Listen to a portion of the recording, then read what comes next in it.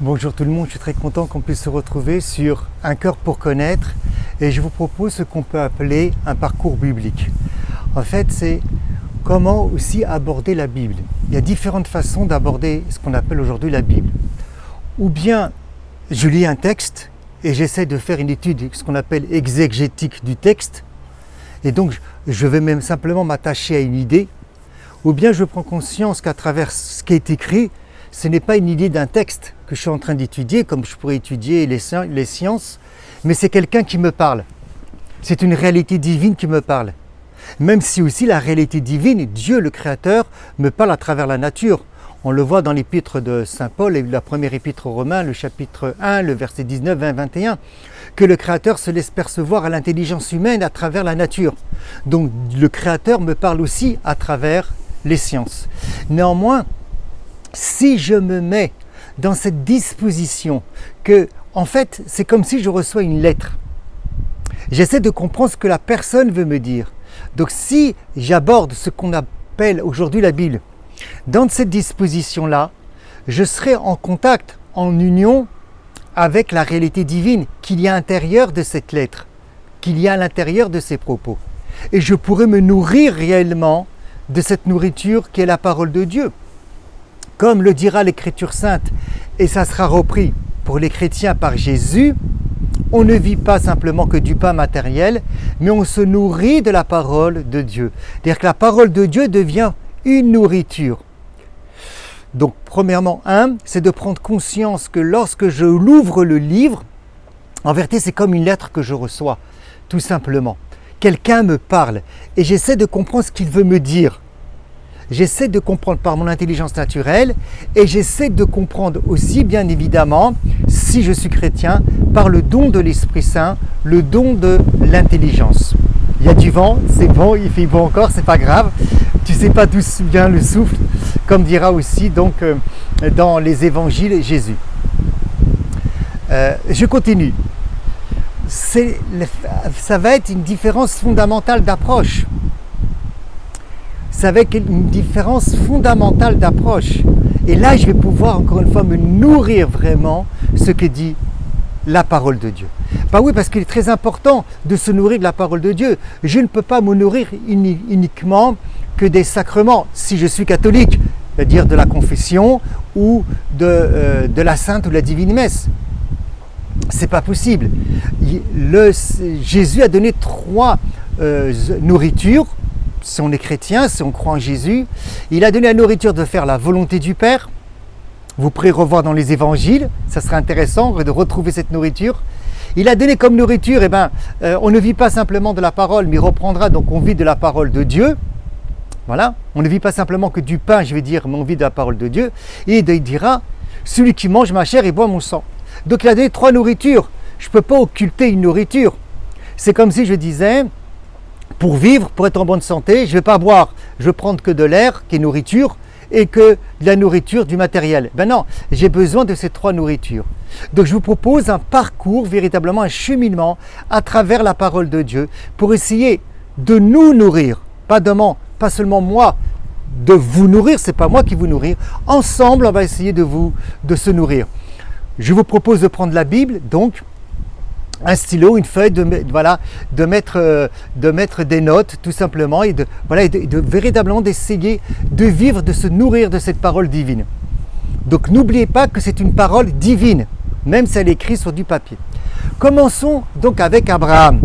Abraham, le père des croyants. Lorsque je lis donc la Bible, le livre de la Genèse ou bien la Torah, qu'est-ce qui est écrit? L'Éternel parle à Abraham. Va pour toi hors de ton pays, de ton lieu de naissance, de la maison de ton père, vers le pays que je vais te montrer. Genèse 12, verset 1. Très bien. Est-ce que j'aborde cette lecture pour essayer de la disséquer, pour essayer de la comprendre, ou bien je vais donner une autre méthode de regarder la parole. D'abord, regardez-la, contemplez. C'est quelqu'un qui me parle. Essayons de se mettre dans cette position que c'est quelqu'un qui me parle. De contempler cette parole, de la regarder. Et lorsque je la regarde, de recevoir d'abord ce qu'il me dit, avant de vouloir tout de suite, entre guillemets, je vais dire, de vouloir l'interpréter de manière théologique, spirituelle, exégétique, ou même d'aller des fois par exagération, de vouloir même la maîtriser, comme si qu'on pouvait maîtriser la parole de Dieu. D'abord, je la reçois. D'ailleurs, c'est ce qui est écrit dans l'évangile de Saint Jean. À tout celui qui l'accueille, donc d'abord de recevoir. Dans l'évangile de Saint Luc, Marie a accueilli l'Esprit Saint. Elle a reçu l'Esprit Saint, elle a reçu l'ange, les paroles de l'ange. À la Pentecôte, au don de la Torah, Moshe Kibel Torah Misinaï, Moïse a reçu la Torah du mont Sinaï. La même chose pour la Pentecôte pour les chrétiens. On reçoit l'Esprit Saint. Vous voyez, on doit être dans une disposition d'abord de recevoir. Ce que j'appelle d'être dans une disposition de féminité, de féminin. Le féminin reçoit et puis après il engendre, il donne naissance. Comme la terre, comme la femme. La même chose lorsque j'aborde la parole de Dieu. Donc d'abord de la regarder, d'être dans une disposition de réceptivité, voilà, d'être comme un réceptacle. Et qu'est-ce que je vois dans Genèse 12? Je dis bien qu'est-ce que je vois, je ne dis pas qu'est-ce que je comprends pour interpréter. Qu'est-ce que je vois en premier? Je vois que le Créateur parle à Abraham. Ça veut dire qu'il se met à proximité.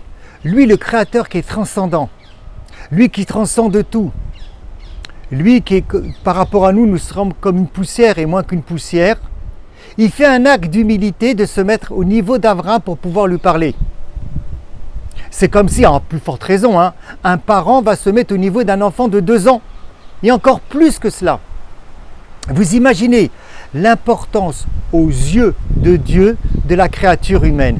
Pas seulement d'Abraham, parce que le mot Torah en hébreu vient de la racine Horaa qui veut dire un enseignement. Ça veut dire que le Créateur se met à mon niveau pour me parler. C'est-à-dire que je suis important pour lui.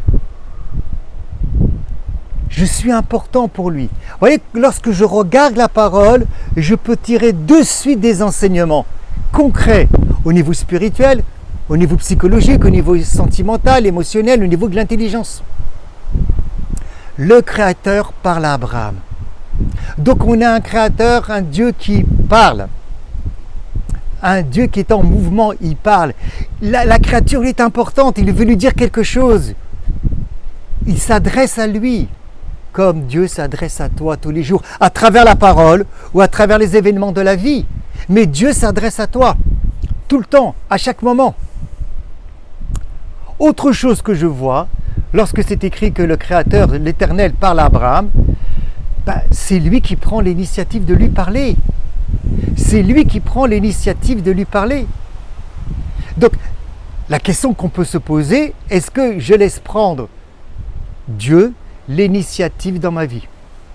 Est-ce que j'en ai peur? Est-ce que j'en suis conscient ou pas? Voilà les questions qu'on peut se poser. Avant d'aborder de plus en plus qu'est-ce que Dieu va dire à Abraham et qu'est-ce qu'il va dire à moi à travers le personnage d'Abraham. Et si je suis chrétien, si je suis catholique, comment je peux le voir catholiquement parlant? Comment je peux le voir et le vivre chrétiennement parlant? Mais déjà, nous avons vu un premier point, plusieurs points on peut dire même. Premièrement, ce n'est pas un texte que je vais étudier pour essayer de comprendre une idée du texte, pas du tout. C'est une personne, une réalité divine qui me parle, que j'appelle ça mot personne. C'est pas important, c'est une nourriture. Deuxième chose, au lieu d'aborder le texte et d'essayer tout de suite de vouloir l'interpréter de manière exégétique, théologique, spirituelle, je me mets dans une disposition de regarder le texte, de contempler le texte, de le voir, de recevoir les informations. Et quelle information je reçois? Dieu parle à sa créature. Donc l'importance de la créature vis-à-vis de Dieu. Nous continuerons avec l'aide de Dieu, avec la grâce de Dieu, le deuxième cours, le deuxième enseignement, le deuxième partage, toujours sur ce verset, sur cette parole, par rapport à chapitre 12,1. Si cet enseignement, ce partage, ce cours, prenez-le comme vous voulez, vous a intéressé, merci de le partager. Merci d'appuyer sur la petite cloche. merci de dire que c'est bien. Voilà, ça permet à faire véhiculer l'enseignement et à faire connaître véritablement la parole de Dieu au plus nombre de personnes. Et n'oubliez pas de vous inscrire. Que le Seigneur vous bénisse.